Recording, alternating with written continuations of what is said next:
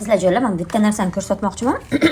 Aynan mana shuni, bu ko'z uchun vitaminlar ekan, kerakli qo'shimcha vitaminlar, ya'ni ko'z charchashini, ko'z xiralashishini bilamiz. Hozir farzandlarimizda hammamiz kursga qo'yganmiz.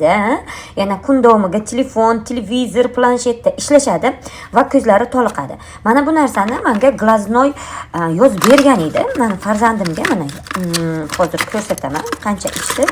Bor yo'g'i mana shuni ichdi va men o'sha Glaznoy vrachiga o'zimizni omega 3imizni mana shuni ichirsam bo'lmaydimi, buni o'rniga yoki bo'lmasa ikkalasini birdan ichiraversam bo'ladimi degan vaqtimga buni sostavini ko'rib qizlar, mana buni bir pachkasidagi vitaminlari, ko'z uchun bo'lgan bir pachkasidagi vitamin mana shuni 2 dona kapsulasiga borligini va mana shuni o'zini ichiraverishim mumkinligi. Mana buni polностью biz to'xtatdik va mana omega 3 ni o'zini ichib, o'sha Glaznoyga mana bu уже tugadi qizlar, ozgina sanoqli qolgan.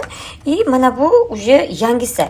Demoqchiman, buni ichgandan keyin borib o'sha Glaznoyga ko'zini tekshirtirgan vaqtimizda ravshanligi, o'sha ko'zidagi charchoq, xiralashish hamma narsani lechena qilib bergan holatini, hatto oldingi holatidan ham yaxshi holatga kelganini Glaznoyni o'zi o'sha diagnoziga yozib berdi. Demoqchiman qizlarjonlar, farzandlarimizga, nafaqat farzandlarimizga, o'zimiz kun davomida telefonda bo'lamiz.